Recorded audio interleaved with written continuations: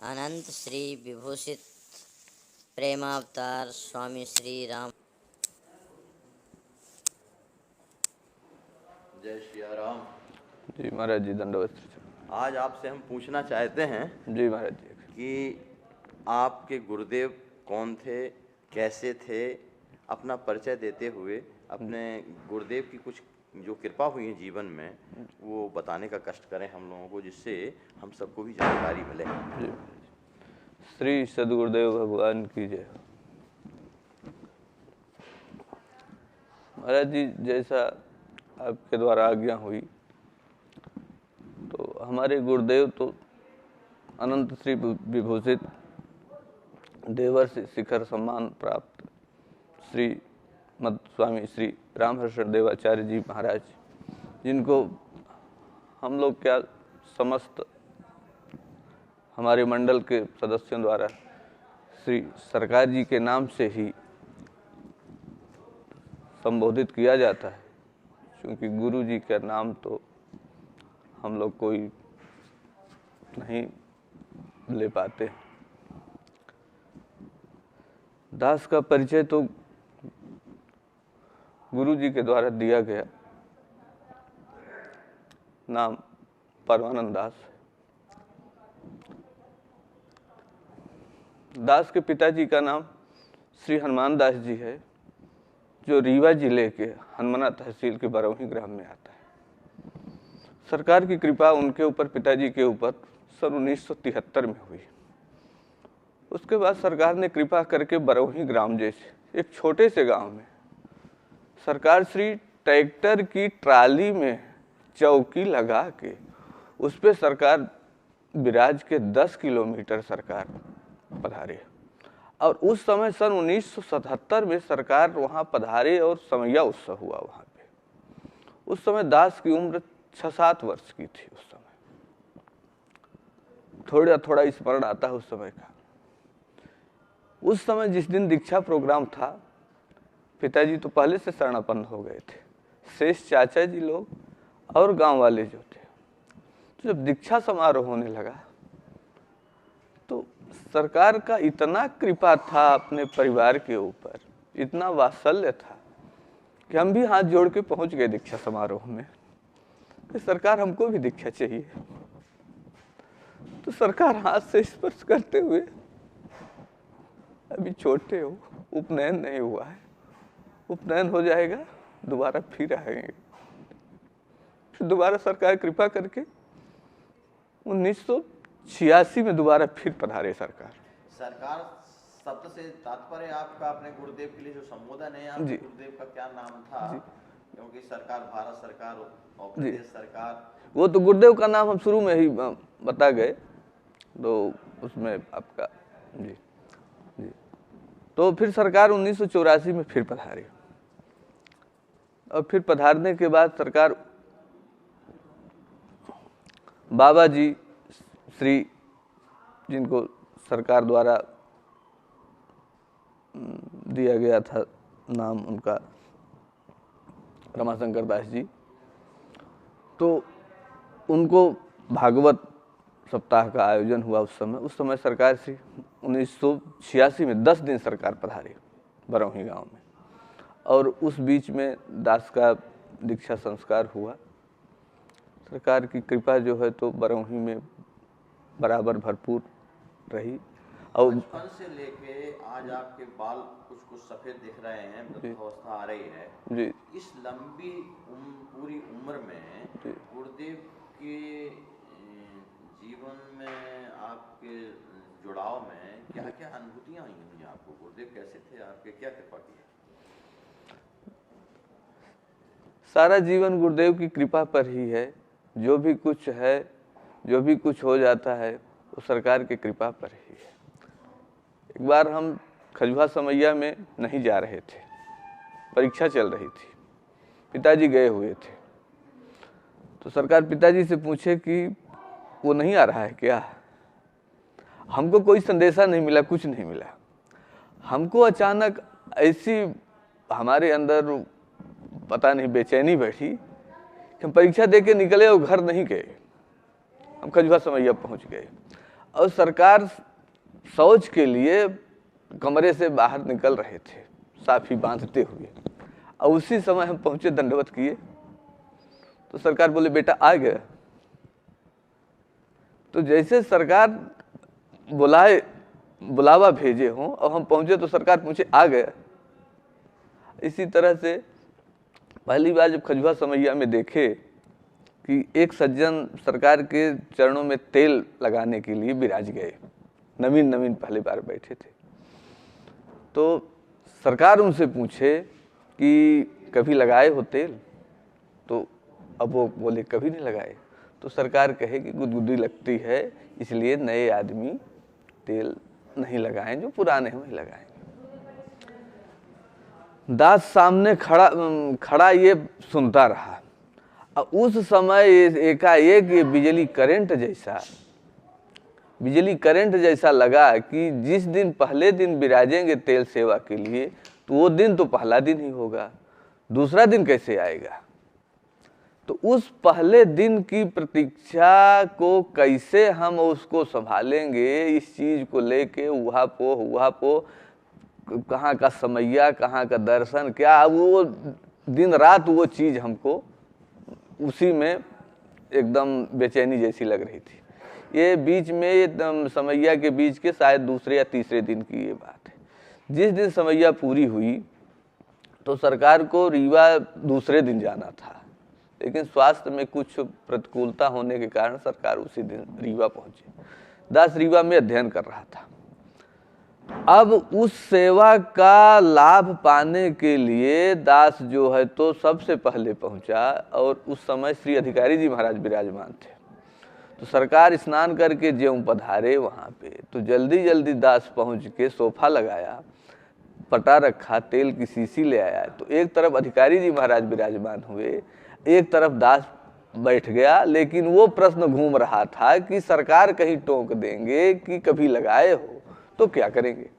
अब मन ही मन सरकार से प्रार्थना करने लगे, सरकार अब इसका अनुभव आप ही कराइए कि हम कैसे लगाएंगे। अब हाथ में तेल लिए, एक हाथ में सरकार के चरण को पथराए और तेल रख लिए। अब जब तेल लगाने को चरण स्पर्श करे, उस समय अधिकारी जी महाराज बोल बैठे, कभी लगाए हो? अब हम सन्न रह गए, जड़वत, और ऐसे धीरे से सरकार की तरफ निहारे। तो सरकार अपने पैर से हमारे हाथ को दबाए, लगाओगे तभी न बनेगा।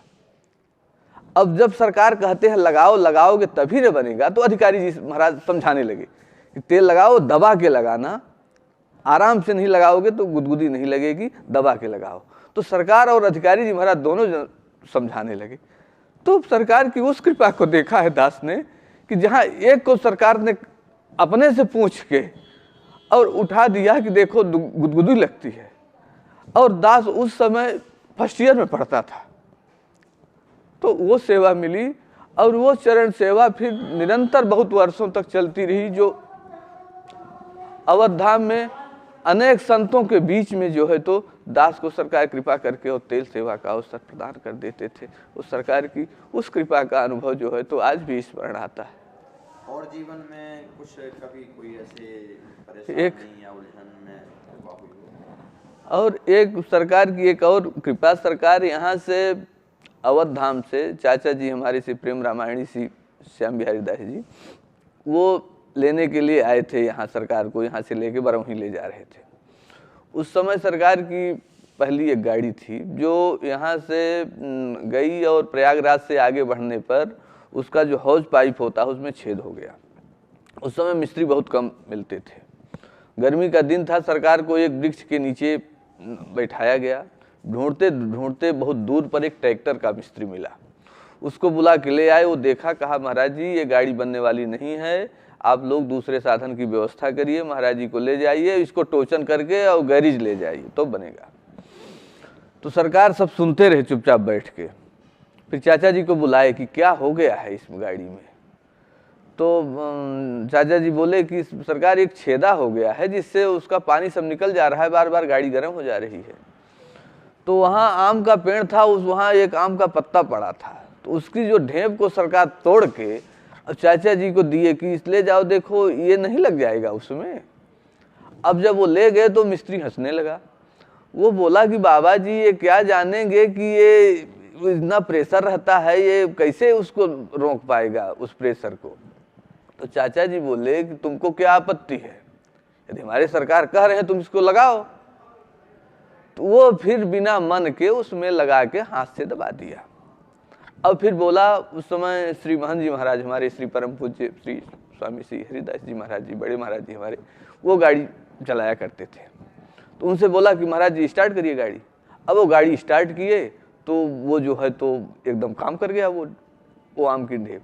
फिर वहाँ से घाटी चढ़ के गाड़ी जो है तो 40 किलोमीटर बरौही गांव तक गई। अब वहाँ जाने के बाद वहाँ मिस्त्री बुलाया गया उसको दिखवाने के लिए। तो मिस्त्री देखा उसको, वहाँ देखा कि यहाँ तो रही तो रांगा इस पे चढ़ाया गया है। कहा इस जगह में दूसरी जो है तो दूसरी खराबी आ सकती है, इस जगह में फिर से इसमें कोई काम नहीं करना पड़ेगा। तो एक आम की ढेप जो है तो सरकार के हाथ का स्पर्श पाके वो रांगे का काम किया। तो जीवन में अनेक प्रकार की घटनाएं हैं। तो एक साल क्या हुआ कि कुछ विरोधियों के द्वारा पिताजी के ऊपर प्राणघातक हमला किया गया टंगारी से। तो वो जो टंगारी मारा तो वो मारा कि गले पे मार दे और गला अलग हो जाए। वो मारा क्यों कि वो क्या था कि वो अपने लड़के का वो गला दबा रहा था कि हम इसको मार डालेंगे जान से। अब पिताजी के सामने था तो चूंकि वो दौड़े कि इसको मारने नहीं देंगे, तो वो फिर अपने बच्चे को छोड़ के टंगाड़ी उठा के इनके ऊपर हमला करने लगा। तो वो हाथ में पहले माला हमेशा जब किया करते, वो पिताजी वो हाथ के माले को गले में डाल लिए, उसको बचाने लगे। तो वो जब मारा तो यहाँ से हट के और वो पीठ पर लगा टंगारी, जो है तो लगभग 2 इंची अंदर धंस गई रीढ़ की हड्डी के बगल में, और वो उसके ऊपर माला फंस गया था। तो वो सरकार कैसे रक्षा किए उस टंगारी से कि उतना प्राणघातक हमला को सरकार साक्षात सरकार बचाए। तो इस तरह से अनेक प्रकार की घटनाएं हैं महाराज जी।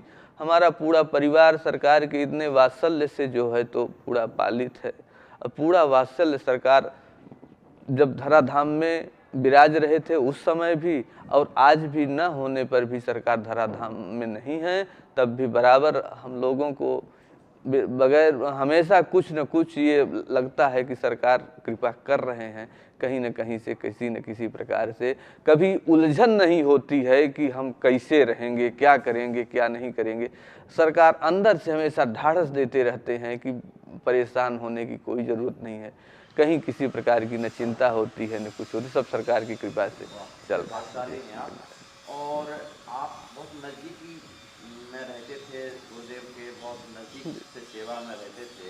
गुरुदेव की आपकी रहनी क्या थी, उनके भाव क्या थे, जरा 2 शब्द में वो भी बताने का कष्ट करें। गुरुदेव की रहनी को महाराज जी तो हम लोग क्या वर्णन कर सकेंगे।